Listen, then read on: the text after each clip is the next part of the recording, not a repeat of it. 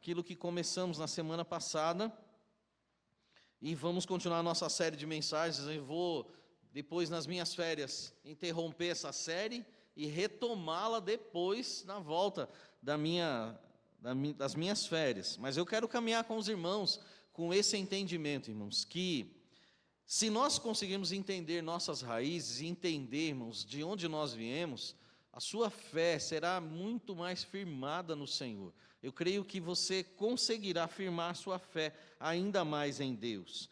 Uma das coisas que nós pensamos na semana passada foi o fato de que no Novo Testamento, logo no início do Novo Testamento, você vê uma genealogia. Mateus capítulo 1, verso 1 e verso 17, foram os versos que eu li para resumir. E essa genealogia apresentada por Mateus, ela faz, irmãos, uma ligação muito importante entre o Velho e o Novo Testamento. Então guarde isso. Toda vez que tem uma genealogia na Bíblia, logo depois da genealogia vai acontecer uma coisa importante. Capítulo 3, se eu não me engano, de Lucas, tem lá a genealogia. E logo depois da genealogia acontece uma coisa importante. E é importante que nós entendamos isso. Por quê? Se não me engano, é o capítulo 3 de Lucas. Se não for, depois você dá uma consultada lá e vê. Eu não vou conseguir fazer agora, só para a gente poder ganhar tempo. Mas observe isso, porque isso é importante. Se tem genealogia, talvez os nomes, e aí para quem é mais estudioso, gosta de se aprofundar mais no conhecimento bíblico, você vai entender muitas coisas. Mas há uma prova aqui que quer ser feita logo de início. Qual é a prova que quer ser feita logo de início? A prova que quer ser feita logo de início é que no ano 586 a.C., Nabucodonosor, ele vem e consegue dominar todas as regiões ali, vai dominando. Ele chega em Jerusalém e ele conquista Jerusalém e ele domina Jerusalém. Só que Nabucodonosor, irmãos, ele faz uma coisa que outros reis, outros monarcas não fizeram. E ele fazia isso com vários povos. O que Nabucodonosor fez? Além de conquistar a terra, por desobediência do povo de Israel, e o povo sair 1.600 quilômetros de distância, mais ou menos, da terra de Israel para a Babilônia, ele leva esse povo para lá. Ele não deixa o povo, olha, conquistei vocês, agora vocês ficam aí. E vocês não terão mais poder bélico, vocês não vão ter mais indústria, vocês não vão ter comércio, não. Ele simplesmente, ele domina e ele carrega o povo todo com ele. E isso ele foi fazendo com vários povos. Irmãos, se a nação de Israel fosse uma nação a qual dependesse disso para não continuar a ter os seus costumes, talvez, irmãos, se fosse nós os brasileiros, nós perderíamos isso. Mas o povo de Israel não perdeu. Mesmo na terra distante, tem salmos que nos diz que as pessoas aonde nós estávamos cativos, eles nos pediam uma canção.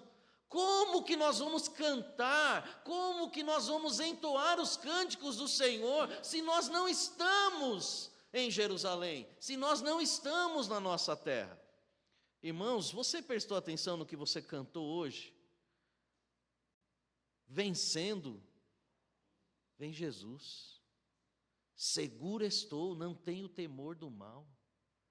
Quero minha vida oferecer ao Senhor. É na oração que eu encontro calma, na oração que eu encontro paz. Irmãos, isso são privilégios. Estar aqui na casa de Deus é um privilégio. É uma bênção grandiosa e gloriosa. E nós, irmãos, muitas vezes entramos na igreja, eu vou para mais um culto. Não, meu irmão, você não vem para mais um culto, você vem para se apresentar diante de Deus no céu. Amém. É diante do Senhor que nós adoramos, é diante do Senhor que nós nos apresentamos e estamos. Irmãos, o que fazemos aqui não é pouca coisa. E o povo de Israel tinha saudade disso. E Nabucodonosor, ele destruiu o templo, irmãos, de Jerusalém, o templo de Salomão, que é reerguido depois por Herodes, o grande, que é quem governa aqui. E aí, por que tem essa ligação entre o Velho e o Novo Testamento? Porque uma das coisas que Mateus quer provar, e isso é muito pouco falado, pouquíssimo falado. Uma das coisas que Mateus quer provar é que existe um rei. E esse rei é o rei que deve sentar no trono de Israel. Esse rei, ele pertence à linhagem de Davi. E a linhagem de Davi está aqui. Ele é filho de Abraão, ele é filho de Davi e filho de Abraão. Mateus 1:1, a Bíblia fala, livro da geração de Jesus Cristo, filho de Davi, filho de Abraão. Irmãos, está querendo se provar aqui que aquele que deve sentar no trono e governar Israel não é Herodes. E aí você vai começar a entender por que Herodes é tão hostil com as crianças de 2 anos para baixo. Quando os sábios, os magóis, ou os magói, não se sabe se são 3, né? Não se sabe. Dito de passagem, ninguém sabe se são 3. Mas enfim, são 3 presentes, talvez 3 estejam lá. E esses sábios vêm quando Jesus tem 2 anos de idade, o capítulo 2 vai dizer isso para a gente. E aí você sabe o resto da história, né? Irmãos, é importante que nós entendamos que foi o que eu falei a semana passada, e só aqui recapitulando a você, que Jesus ele nasceu, e ele viveu como um judeu. E isso, irmãos, é importantíssimo para nós entendermos esse cristianismo que procede do judaísmo. Jesus, ele respeitou, como seus pais respeitaram, ele respeitou toda a tradição. Então, ele veio em carne, ele veio em carne e osso, ele é da linhagem de Davi, ele é filho de Davi, e nós lemos Apocalipse 22:16, eu sou a geração, o próprio Jesus Cristo diz, eu sou a geração de Davi, lá no final de tudo, olha, quando chegar lá no final de todas as coisas, no fim de todas as coisas, Jesus está dizendo, irmãos, para nós, para todos, ele é a raiz de Davi, está lá em Isaías 11:1. Ele é a geração, a raiz de Davi. E é esse Cristo que nós servimos, é esse Cristo que nós adoramos. Seus pais fizeram todos os rituais com ele, e aí nós temos sempre aquela visão, né? Apresentar uma criança na igreja. A apresentação de uma criança lá no templo não era simplesmente vir e trazer para que o pastor lá, o sacerdote, fizesse uma oração, irmãos. Há uma banalização, me perdoe usar essa expressão, da apresentação de crianças baseado nisso. Com 8 dias de vida, o homem, filho, o homem primogênito, ele era levado para fazer a circuncisão. E circuncidar o menino significa que há um compromisso entranhado na carne de que todas as gerações para frente, elas têm uma questão de pureza no seu relacionamento íntimo, e as gerações para frente, elas guardam esse compromisso de pureza, de ter nas próximas gerações uma pureza. Circuncisão feita de modo bruto, né? Pedra de pederneira, criança com 8 dias. Com 40 dias, a mãe, que já se convaleceu, segundo Levítico, né? Depois de 40 dias, o filho homem aí vem para o templo e apresenta. E apresentar no templo significa, eu, pai, eu, mãe, vou criar o meu filho na tradição da Torá, da lei de Deus, e vou encaminhá-lo segundo os preceitos de Deus. Eu vou fazer com que meu filho ouça as músicas que são salmos. Eu vou colocar para o meu filho não o pagodão, não o sambão, não o axé, não a música romântica, não a música, irmãos, aí de sofrência. Eu vou fazer com que o meu filho ouça a música de Deus. A literatura maior e melhor que o meu filho ouvirá será a palavra do Senhor. E apresentar a criança é isso. É você dizer, pai, o que o Senhor me deu como herança é tua, eu vou me dedicar e vou me esforçar a fazer com que o meu filho se afaste do mundo e sempre se aproxime do Senhor. Entende, irmãos? Como está banalizada a questão de apresentar uma criança na igreja, é só simplesmente vir, traz e ora e acabou. Os pais que são cristãos têm que entender que tem que ter compromisso. Seu compromisso é o compromisso de seu filho. O compromisso de seu filho é o compromisso da próxima geração. E o compromisso da próxima geração é o compromisso da próxima geração. O que o salmista nos disse, se eu não me engano, no Salmo 78, o que nós temos ouvido, nós não vamos encobrir aos nossos filhos. Nós vamos contar às futuras gerações os louvores do Senhor, o seu poder e as maravilhas que o Senhor fez. Quantas maravilhas o Senhor tem operado no meio do seu povo? Conte para a próxima geração, fale para as próximas gerações que Deus é Deus, que Ele é o Senhor, que Ele é o único e suficiente Salvador. Irmãos, essa semana tive a oportunidade de orar com uma família, e posso dizer, né, a família, a irmã Joyce, o irmão Tiago e o Mateuzinho, e na nossa oração, irmãos, a oração que foi feita por ele especificamente, é que ele, irmão, seja salvo em Cristo Jesus, que ele entregue a vida dele ao Senhor como Senhor e Salvador, e que no futuro, em nome de Jesus, ele constitua um lar cristão, assim como seus pais. A próxima geração tem que ser de lares cristãos. Amém ou não? Amém. Você, irmãos, deve passar isso para a próxima geração. E, irmãos, quando a gente olha para o livro de Mateus, logo nesses primeiros capítulos, todas essas coisas estão entremeadas aqui.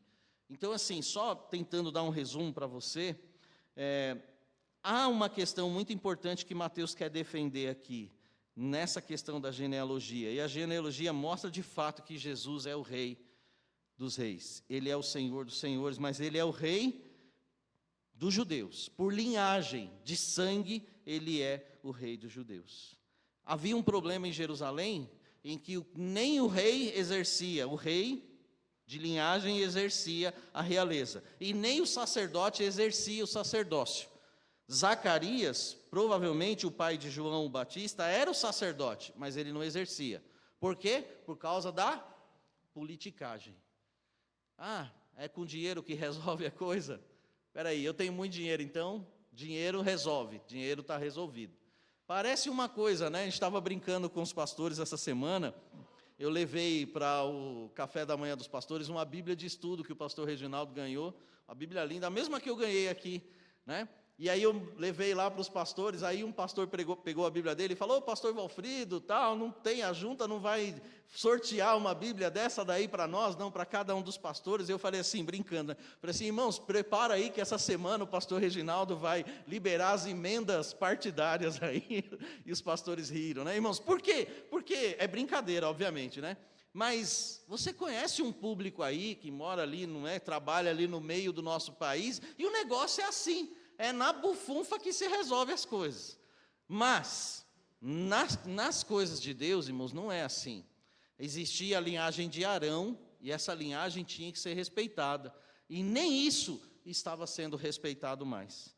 E quando Jesus chega, irmãos, aí a questão, ela muda de figura. Eu quero ler com você Mateus 2. Lucas 2, deixa eu só ver aqui se é isso mesmo. Lucas 2. Que eu acho que esse ponto é a última questão importante para que eu e você entendamos a importância que Jesus deu para a tradição judaica, e nós vamos falar mais adiante numa outra mensagem que ele não veio destruir nada, ele veio cumprir, e faz sentido quando você observa esse texto também. Eu não vou falar disso hoje, mas vou falar mais para frente. Vamos nos pôr em pé? Lucas capítulo 2, verso 41 e 42. Lucas 2, 41 e 42. Ora, todos os anos iam seus pais a Jerusalém à festa da Páscoa. Agora preste atenção, todos os anos. Isso está, irmãos, na lei de Deuteronômio, de Levítico. Todo homem deve ir a Jerusalém 3 vezes ao ano, na festa da Páscoa, na festa do Pentecostes e na festa dos tabernáculos. Na festa dos tabernáculos foi quando Jesus nasceu.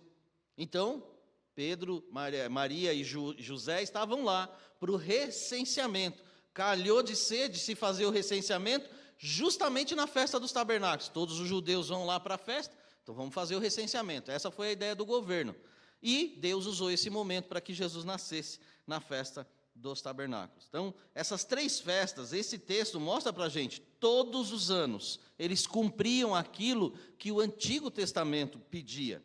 Agora o versículo 42 revela uma outra coisa importante. E tendo ele já 12 anos, subiram a Jerusalém, segundo o costume do dia da festa. E aí você sabe o restante. Qual é o restante do texto? Resumidamente, em 10 segundos. Os pais vieram, Jesus ficou, e quando os pais voltam, 3 dias depois, Jesus está conversando com quem? Com os doutores no templo. Mas ele tinha 12 anos. Vamos orar? Pai, em nome de Jesus, agradecemos, Senhor Deus, a bênção de estar aqui nesta noite. A bênção do privilégio, Pai. Que privilégio glorioso. Amém. O Senhor nos dá de servir, de adorar e de bendizer ao Senhor. Amém. Pai, todos nós aqui, eu não sou, Pai, em nada exceção de teus filhos. Somos pecadores. Somos incoerentes, inconsequentes, inconstantes e muitas vezes incoerentes, Pai. Mas, ó Deus, ainda assim, a sua graça, a sua misericórdia, o seu amor se estende sobre nós. E assim, ó Deus, o Senhor ainda, ó Pai, deseja ouvir a nossa sincera adoração, o nosso sincero louvor. E em nome de Jesus, Pai, que o Senhor se agrade de tudo que está sendo feito aqui para Ti. Pai, fale ao nosso coração, nos instrui, nos oriente e nos dê, ó Deus, discernimento sob a sua palavra. Pedimos sua bênção, graça e misericórdia, pedimos em nome de Jesus. Amém. Os irmãos podem sentar. Irmãos, eu quero chamar a sua atenção para 2 coisas, e eu comecei a falar da primeira, na semana passada, que Jesus nasceu e foi criado como judeu. A última coisa que eu vou dizer para você aqui, baseado nesse texto de Lucas, e esse texto, ele cumpre lá Deuteronômio 16:16, com 12 anos, Jesus está conversando com os doutores ou com os rabinos, né? Quem são esses rabinos? Quem são essas pessoas? Eles são as autoridades judaicas, as autoridades espirituais de Israel. Com 12 anos, o menino, ele passa pelo bar mitzvah. O que é o bar mitzvah? É a maturidade que o menino adquire já em grau de maturidade. Lá no Oriente, especialmente na nação de Israel, irmãos, não há essa fase de criança, adolescente, jovem, adulto. Lá você é criança e depois você é adulto. Ou seja, com 12 anos, o menino ele já tem condições de assumir responsabilidade. Ele com 12 anos, ele já tem condição de vir para frente de uma série de judeus, rabinos, homens velhos já, conhecedores da Torá, da Mishnah, do Talmud babilônico, de uma série de livros e de estudos, e ele consegue ali defender, digamos assim, uma tese. Ele vai falar sobre isso. Quando Jesus está aqui, irmãos, com 12 anos, talvez Jesus esteja dizendo para todo mundo, e dizendo para todos, eu já adquiri maturidade. A Bíblia não revela para nós, e isso não é tão singular, mas todo judeu sempre precisa passar pelo ensinamento de um rabino. Paulo, ele aprendeu aos pés de Gamaliel, e é citado isso no Novo Testamento. O avô de Gamaliel era vivo naquela época, na época de Jesus, que era o rabino Hilel. O rabino Hilel, ele desenvolveu sete meios de interpretar a Bíblia Sagrada ou interpretar a Torá. Mais adiante eu vou falar de um desses conceitos dele de interpretação. E nós vamos falar sobre um texto de Mateus, e eu creio que talvez vai trazer luz ao seu entendimento sobre essa questão. E Jesus usou essas coisas. Jesus, irmãos, aprendeu com algum rabino, que nós não sabemos quem é, mas ele teve instrução, e provavelmente o seu pai também o instruiu na lei, ele tinha conhecimento. Quando se fala que os apóstolos eram iletrados, eles eram indoutos, eles eram, irmãos, aquelas pessoas que não tinham um grau de profundidade na lei como o apóstolo Paulo. Pedro não era assim, mas Pedro conhece o Antigo Testamento porque Pedro cita o Antigo Testamento. Os demais apóstolos citam o Antigo Testamento. Eles não eram homens, quando a Bíblia, agora eu lembrei da palavra, analfabetos. Em nome de Jesus, os apóstolos nunca foram analfabetos. Eles sabiam ler, eles sabiam escrever, eles sabiam negociar. Quando a Bíblia fala analfabeto, não quer dizer, irmãos, que é uma pessoa que não sabe ler nem escrever. Ele quer dizer uma pessoa que, analfabeto, é que não tem conhecimento nenhum da Torá, mas esses homens tinham. Eles sabiam o que Jesus estava dizendo a eles, eles conheciam, olha, está escrito lá, está escrito aonde? Em Isaías. Ah, eu lembrei agora, o profeta disse isso. Por quê? Porque eles leram, não se aprofundaram, mas eles conheciam. Então, para desmistificar isso, irmãos, é importante dizer essa questão, porque nós não estamos aqui diante de pessoas que não têm nenhum conhecimento, eles têm. Jesus está diante das autoridades com 12 anos, reivindicando a sua maturidade, e dizendo, eu tenho condições de discutir da lei de Deus, das coisas de Deus, com vocês. Mas não para dizer que ele é superior, ele está passando pelo bar mitzvah dele, toda a tradição do povo judeu, Jesus cumpriu. E isso, irmãos, é muito significativo. Por quê? Porque em algum momento, talvez algum judeu poderia dizer, mas espera aí, você não foi instruído por nenhum rabino, então você não tem direito nem de começar o seu ministério. Não, ele foi. E quem foram? A Bíblia não cita. Mas isso, irmãos, não se torna algo tão relevante ou tão importante. Parece-me, irmãos, e eu não quero usar isso, nunca vou usar como credencial para o meu ministério. Porque o meu ministério, o ministério do pastor José Valfrido da Silva, ele é feito por Deus, diante de Deus, para Deus e pelo poder do Espírito Santo do Senhor. Mas não pode haver na minha credencial que eu sou o quê? Um pastor ordenado pelo pastor Josué. Deus o colocou no processo, mas tem que ter, antes de pastor Josué, o poder do Espírito Santo do Senhor. E as pessoas ficam usando, irmãos, as credenciais. Irmãos, eu sou muito contra isso, eu não gosto disso. Eu acho que é uma alegria para mim saber que eu fui o penúltimo pastor ordenado no ministério dele.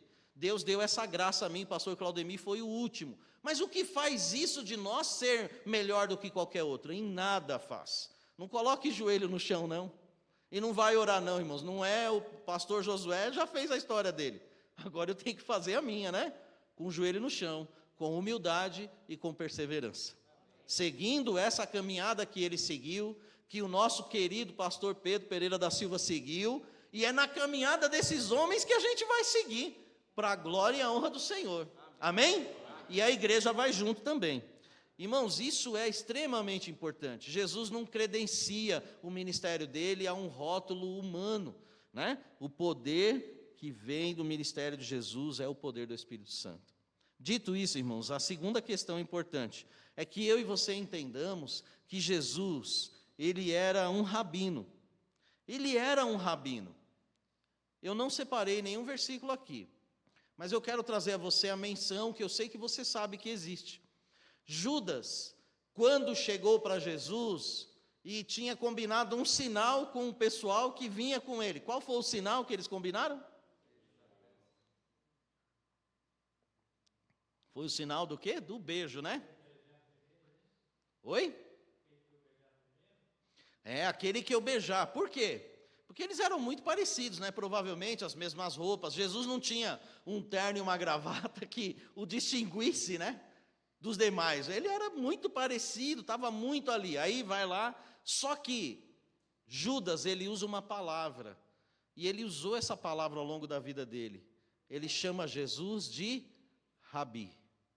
E esse título, Rabi, é um título de reconhecimento, de professor, daquele que tem conhecimento sobre a Torá, e aquele que não só tem conhecimento e sabedoria na Torá, mas a entende e a ensina.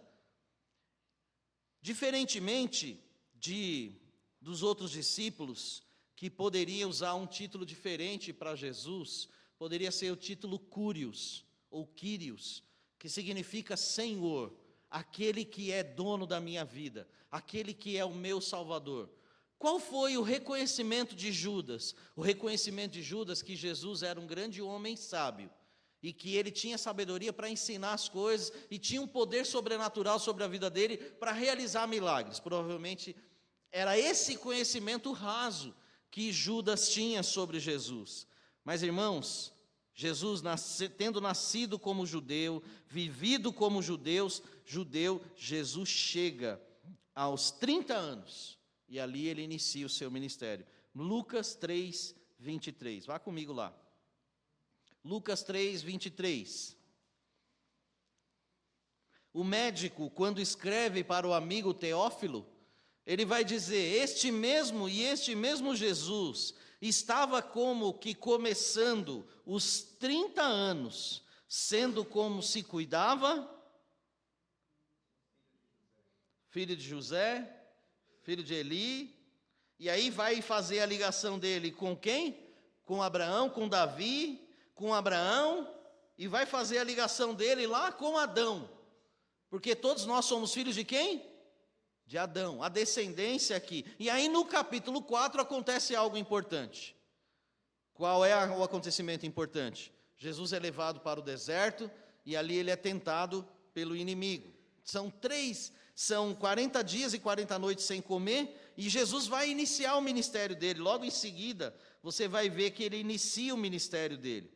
Meus irmãos, a questão aqui importante é que Jesus, ele participava de todas as festas judaicas, como nós lemos, ele guardava o sábado, ele tinha compreensão de tudo aquilo que era importante, para que um judeu fosse verdadeiramente judeu. Jesus entendia verdadeiramente a ordem do plano divino. Eu expliquei a ordem do plano divino. Vamos explicar de novo, só que com outro texto? Lucas 10, versículos 5 e 6. A ordem do plano divino. Qual é a ordem do plano divino? Está lá em Êxodo 4, 22, que eu citei esse texto aqui várias vezes para os irmãos, né? A nação primogênita de Deus. Lucas, capítulo 10, versos 5 e verso 6. E em qualquer casa onde entrardes, dizei: paz seja nesta casa. Deixa-me ver, que eu acho que eu falei com o texto aqui.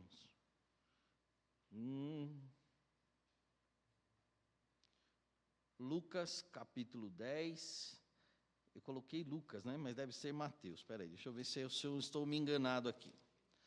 A ordem das nações, Jesus compreende, ele respeita essa ordem. Deixa eu só ver se é Mateus 10. Mateus 10, 5 e 6, perdão por ter citado o texto errado aqui aos irmãos, mas é Mateus, capítulo 10, versos 5 e verso 6. Jesus enviou estes 12, o nome dos 12 está acima. Ele lhes ordenou dizendo: qual foi a ordem de Jesus?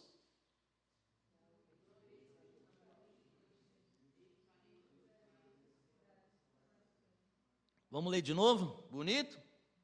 Não ireis pelo caminho dos gentios, nem entrareis em cidade de samaritanos, antes das ovelhas perdidas da casa de Israel. E aí vocês vão lá e falem que é chegado o quê? O reino de Deus. Irmãos, Jesus ele entende a ordem das nações. Em João 4, 22, a salvação vem dos judeus. Ele fala para a mulher samaritana. E Jesus está dizendo para cumprir também algo que o judeu conhece e sabe, que o Messias, ele iria de norte a sul, de leste a oeste, e ele falaria do Evangelho, ele falaria de boas novas, de um tempo de bênção. Só que eles esperavam um tempo de bênção política, econômica, prosperidade, e não foi isso que Jesus veio trazer. Ele veio trazer a salvação da alma, resgatar das trevas para a luz. Então vão e preguem primeiro para os judeus. Jesus está cumprindo também aquilo que está no coração de Deus. Irmãos, é importante que eu e você entendamos esse aspecto de que Jesus, ele tem um ministério, e esse ministério como rabi fica evidente dentro dos evangelhos, em algumas situações. Eu quero citar aqui para vocês alguma delas. Apenas são 3 situações, se não me engano. Três situações eu quero citar para você. Primeiro momento que eu e você podemos reconhecer Jesus como rabi. João 1,47. Ou Jesus como esse rabino. João 1,47. Quando ele encontra com Natanael. O elogio que Jesus faz a Natanael, irmãos, é um elogio de um professor para um aluno, de um mestre para o seu discípulo. No caso aqui, um futuro discípulo, né? João 1,47. Jesus viu Natanael vir ter com ele e disse: eis aqui um verdadeiro israelita, em quem não há dolo. Irmãos, o que Jesus destaca aqui? Jesus destaca a integridade e a sinceridade em buscar a Deus e praticar a Torá. É isso que ele está dizendo. Eis um verdadeiro israelita, aquele que pratica verdadeiramente os ensinamentos do Senhor. Em João 1,48, a Bíblia diz assim: disse-lhe Natanael: de onde me conheces tu? Jesus respondeu e disse-lhe: antes que Filipe te chamasse, te vi eu estando tu. Há 2 possibilidades para esse debaixo da figueira. Primeira possibilidade: quando os meninos lá em Herodes, 30 anos antes, eles estão sendo mortos, ou 28 anos antes, provavelmente, há uma menção de que a mãe dele tenha pego ele e escondido ele debaixo de uma figueira. E ninguém achou ele, só depois que acharam ele, quando ele era bebê. Então, Jesus, sendo Deus, tendo onisciência, Jesus viu quando colocaram ele debaixo da figueira. Agora, há uma outra possibilidade. Qual é a segunda possibilidade? Talvez seja a possibilidade melhor para esse texto. É que Jesus, irmão, segundo o costume do povo judeu, quando um judeu quer se afastar para buscar ao Senhor em oração, ele vai buscar a sombra de uma figueira. E debaixo da figueira, o judeu ele tem que fazer uma oração. E a oração do judeu é pedir que venha o Messias. Senhor, que o Messias venha, que eu veja o Messias do Senhor. E o que acontece? A oração dele foi respondida. Jesus fala: eu te vi, provavelmente na menção, eu te vi quando você estava debaixo da figueira. O que você estava fazendo debaixo da figueira? Aquilo que todo judeu faz quando quer se afastar para orar. E os rabinos naquela época ensinavam que uma oração de um judeu, ela seria incompleta se ele não orasse pedindo que o Messias de Israel viesse e ele pudesse ver o Messias. E é lindo, irmãos, poder entender isso, porque Jesus está dizendo para ele: filho, a tua oração acabou de ser respondida. Irmãos, e qual foi a questão que ele acabou correspondendo com Deus, né? Então, Natanael respondeu e disse o quê? Rabi, tu és o Filho de Deus, tu és o Rei de Israel. Olha, irmãos, o reconhecimento: tu és aquele que é verdadeiramente o Messias.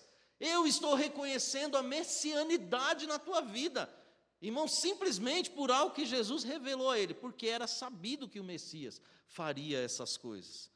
E é interessante, irmãos, nós notarmos que Jesus, ele se torna rabi, não só porque o chamam, mas porque verdadeiramente ele é.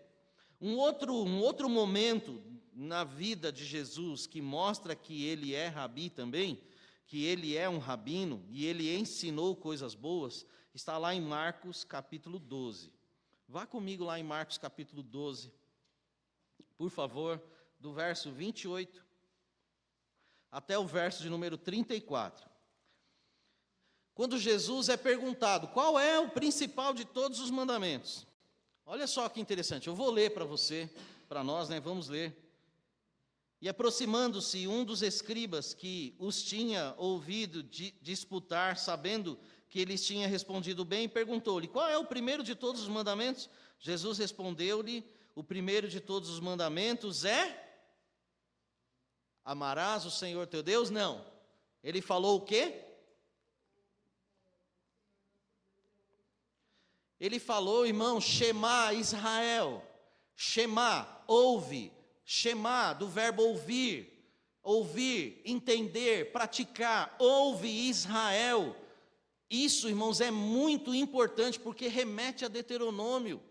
Jesus está dizendo, olha, qualquer rabino, irmãos, qualquer decente rabino que existisse naquela época, teria que olhar para o Antigo Testamento e responder, qual é o principal mandamento?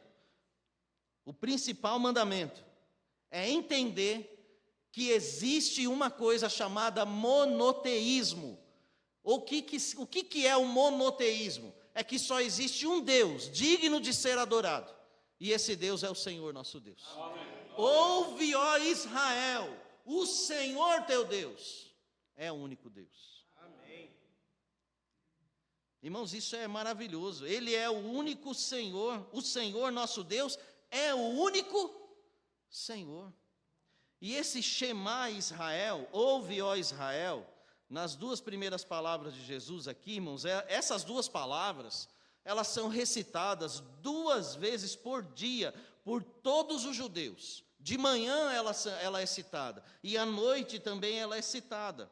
E essas duas palavras, elas contam a essência do judaísmo. E a essência do judaísmo é ensinada para todas as crianças desde o momento que ela começa a dizer, desde o momento que elas começam a falar. Qual é a primeira palavra que o pai quer que uma criança fale? Hã? Papai. Qual é a primeira palavra que uma mãe quer que uma criança fale? Hã? Alguém falou outra coisa aí, né? Salmo 119, né? Parabéns. Qual é a primeira coisa que o judeu quer ouvir uma criança falar? Shema Israel. Ouve, ó Israel. Irmãos, isso é ensinado para a criança desde que ela começa a falar. Não estou brincando, talvez não seja a primeira palavra, assim como nós somos seres humanos, eles também são, né? Provavelmente ele vai querer ouvir Abba, né? Abba, né? Papai, fala papai, aí é Abba, né? E ele vai querer ouvir na língua dele, né? O filhinho falar Abba, chamar de papai e mamãe e assim vai. Mas, irmãos, fato é que essas questões são ensinadas às crianças e isso forma uma identidade coletiva de Israel. Qual é a identidade coletiva de Israel? Israel se reúne em torno desse Shema Israel. Ouve, ó Israel. E ouvir, irmãos, não é só ouvir no domingo a mensagem, é incorporar, é viver, é praticar essa mensagem no seu dia a dia. É viver no dia a dia com Deus, é viver no dia a dia para Deus, é viver por Deus 24 horas por dia, amém, adorando ao Senhor. E Jesus, irmãos, ele está aqui dizendo para esse judeu, como um bom rabino, que essas palavras são talvez as palavras mais importantes que um judeu possa dizer e ouvir. E isso está lá em Deuteronômio, capítulo 6, verso 4 a 5, né? Então, ouve e obedece. Levítico 19, 18 vem como um bônus, porque Jesus vai dizer, amarás, pois, o Senhor teu Deus de todo o teu coração, aqui no versículo 30, de toda a tua alma, e de todo o teu entendimento, e de todas as tuas forças. Este é o primeiro mandamento. E aí Jesus vai dar Levítico 19, 18, que é o segundo mandamento. Mas o segundo não está acima do primeiro. Qual é o segundo? Semelhante a este, amarás o teu próximo como a ti mesmo. Então, Shema Israel é muito mais importante, mas o outro mandamento o acompanha. Quando Jesus, irmãos, está em Mateus 4, lá na tentação do deserto, eu vou resumir aqui, por conta do tempo, há um episódio lá que Jesus, ele rebate, nesse episódio, aliás, ele rebate as investidas de Satanás, citando justamente o quê? O que Jesus cita lá em Mateus 4?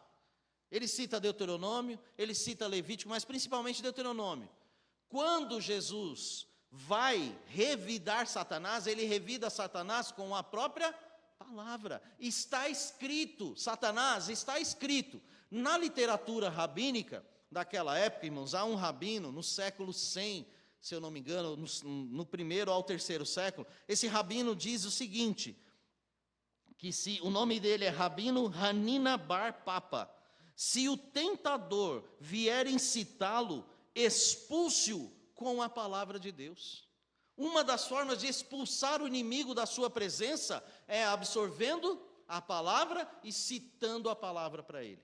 Como purificará o jovem o seu caminho? Observando conforme a tua palavra. De todo o coração, no meu coração guardei a tua palavra para eu não pecar contra ti. Salmo 119, de 9 a 11. Então veja, irmãos, a importância de se conhecer, de se absorver, de se colocar a palavra do Senhor.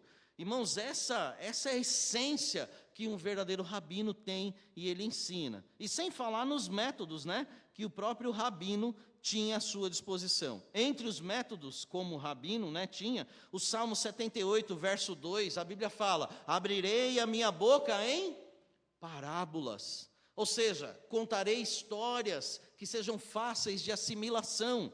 Entre essas parábolas, há uma série de parábolas nos documentos, na tradição rabínica, que são parábolas do rei. E quantas parábolas você vê que fala sobre o rei? Sobre o reino de Deus. O reino de Deus é isso, o reino de Deus é aquilo. Por que Jesus colocou essas parábolas?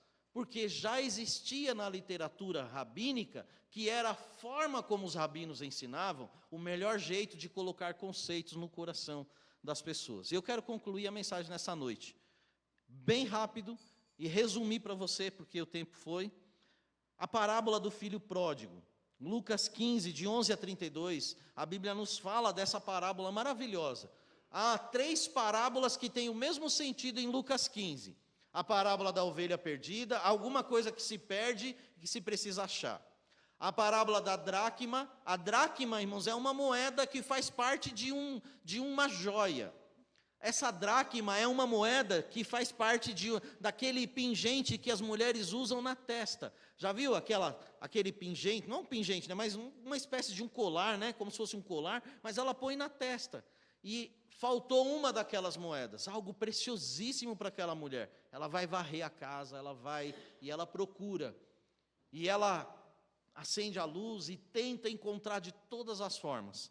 Já a parábola do filho pródigo, irmãos, nessa parábola, Jesus ele quer mostrar como Deus trata o pecador arrependido e como ele confronta o coração religioso que não consegue compreender bem a sua graça. Olha que forma maravilhosa. E eu quero destacar aqui, irmãos, em primeiro lugar, a ilusão da liberdade, a ausência de Deus, a ausência da casa do Pai.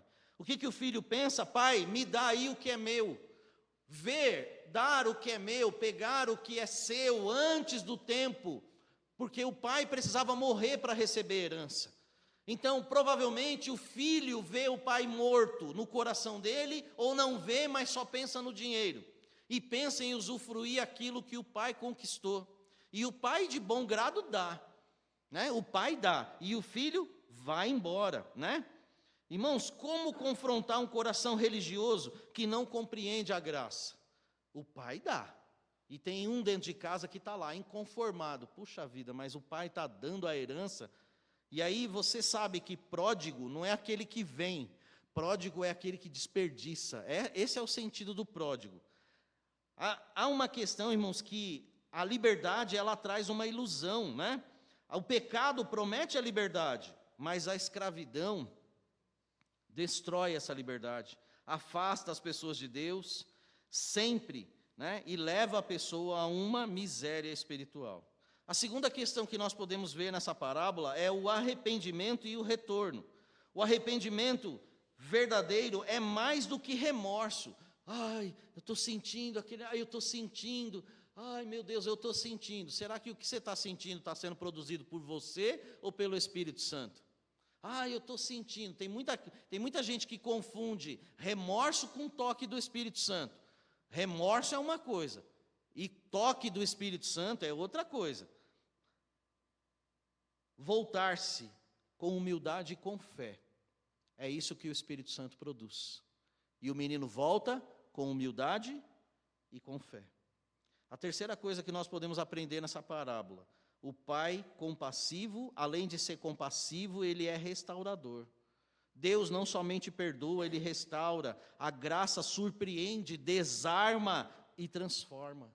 E a última coisa: ressentimento e um coração religioso do filho que está lá dentro da casa do pai. Irmãos, quem não entende a graça de Deus, facilmente se torna um acusador dos outros e um escravo da própria justiça. Qual é a justiça própria? Mas por que ele merece? Mas por que aquele merece e o outro que é... Justiça própria. Deixa nas mãos do Senhor. O Senhor sabe o que fazer. O Senhor sabe o que fazer comigo. O Senhor sabe o que fazer com você. O Senhor sabe fazer com aquele que eu e você talvez enxergamos que não mereça. Mas a graça e a misericórdia dele vai atuar na vida dele, na minha e na sua. Amém. E o Senhor vai nos ensinar. Irmão, Jesus está desmantelando os corações aqui, contando essa parábola. Deus tem um chamado a todos que se perdem, dentro e fora de casa. Quantas pessoas estão na igreja, mas estão perdidas? Estão se achando a última bolachinha do pacote, o perfuminho de Cristo, apontando 5 dedos para lá e para cá, e acusando e falando, perdido dentro da casa do Senhor, sem saber o que é graça, o que é misericórdia. Se alguém se perdeu, se alguém se desencaminhou, a graça e a misericórdia de Deus é para ele. E a graça e a misericórdia de Deus é para cada um de nós. E aí, irmãos, aquele que vem humilde e arrependido, ele usufrui da graça de Deus. Graça, um favor não merecido. Eu não mereço, eu não paguei nada, mas Deus quer dar assim mesmo. E só basta a mim abrir o coração, arrependido, e dizer: Pai, eu estou aqui. Senhor, eu quero ser teu. E eu quero que o Senhor esteja na minha vida. E sabe, meus irmãos, a última lição que se aprende aqui, nessa parábola, é que Deus está fazendo um convite para que todos possam participar da alegria da salvação. Participar da alegria da salvação daquele que se perdeu. E participar da alegria da sua salvação, da sua justiça própria. Quando Deus entrar no seu coração e dar a você verdadeiramente a graça e a misericórdia dele. No contexto de Lucas 15, é isso, irmãos, que Jesus quer ensinar. E essa parábola, na minha opinião, é uma das melhores parábolas, uma das mais lindas e talvez uma das melhores parábolas para ensinar esse conceito. E Jesus vem ensinar esse conceito tanto para os seus discípulos quanto para os demais. Só que há uma bênção aqui. A bênção é que os discípulos ouviram e eles entenderam. E eu quero, irmãos, crer que a bênção é que o povo de Deus, de Vila Rosa, ouve, entende e crê. Amém? Amém? Curve a sua cabeça em oração, por favor. Nosso Deus e nosso Pai, nós somos imensamente gratos a Ti, meu Deus. Pai,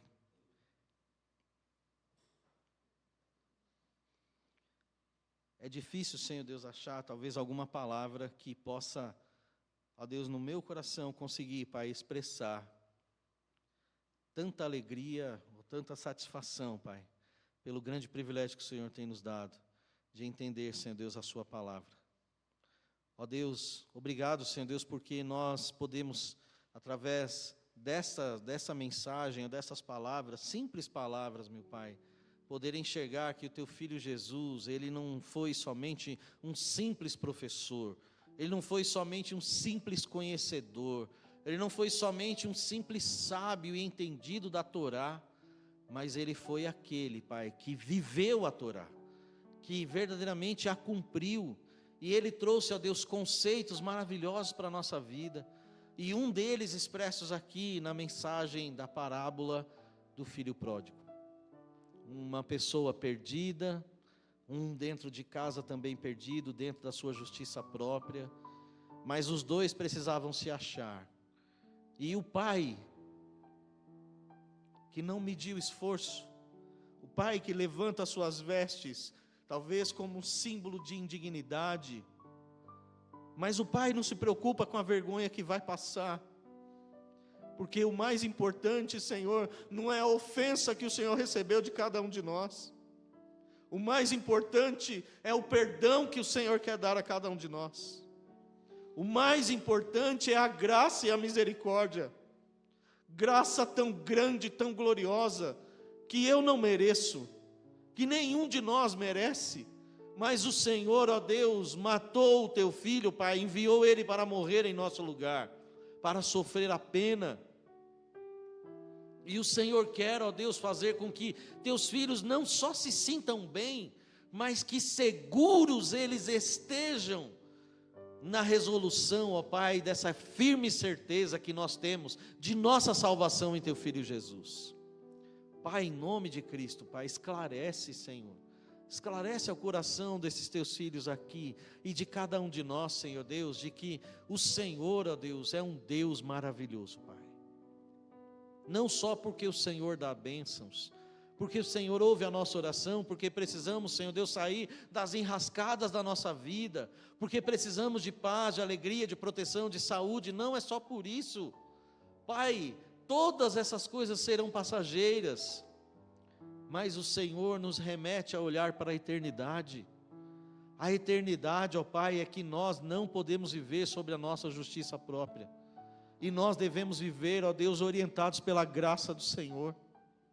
Pai, eu quero, ó Deus, aqui, nesta oração, não vou fazer apelo a nenhum dos teus filhos, mas eu quero nessa oração, Pai, colocar a minha vida, e colocar a vida dos teus filhos diante de Ti. Pai, em nome de Jesus, vença cada um de nós, Pai.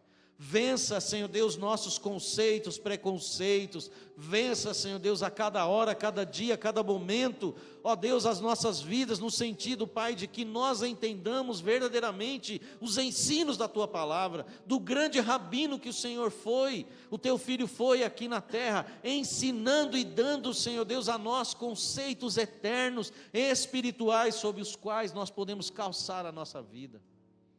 Não é baseado, Senhor Deus, naquilo que eu acho, não é baseado naquilo que eu penso, naquilo que eu sinto. Nós não vivemos por aquilo que sentimos, mas vivemos pela fé no Senhor. Amém. E ajuda-nos, ó Deus, a caminharmos pela fé, olhando para Cristo, que é autor e consumador dela. Por favor, meu Pai, leva os teus filhos, Senhor Deus, para uma semana de bênçãos. Leva os teus filhos para uma semana, ó Deus, de resolução de problemas, mas leva os teus filhos, ó Deus, para uma semana em que o Senhor os vença, em que eles sejam vencidos por Ti, que eles sejam vencidos de seus conceitos e preconceitos, e que, ó Deus, nenhum de nós nos apoiemos na nossa justiça própria, mas apoiemos inteiramente na graça e na misericórdia do Senhor. Que cada um, ó Deus, olhe para a graça e a misericórdia que tem do Senhor, e que sinta-se, ó Deus, tão abastecido e feliz. Que o Senhor coloque pessoas diante de nós nessa semana, que nós possamos falar dessa graça, desse amor e dessa misericórdia, e as pessoas possam abrir o coração e aceitar o Senhor como Senhor e Salvador. Amém.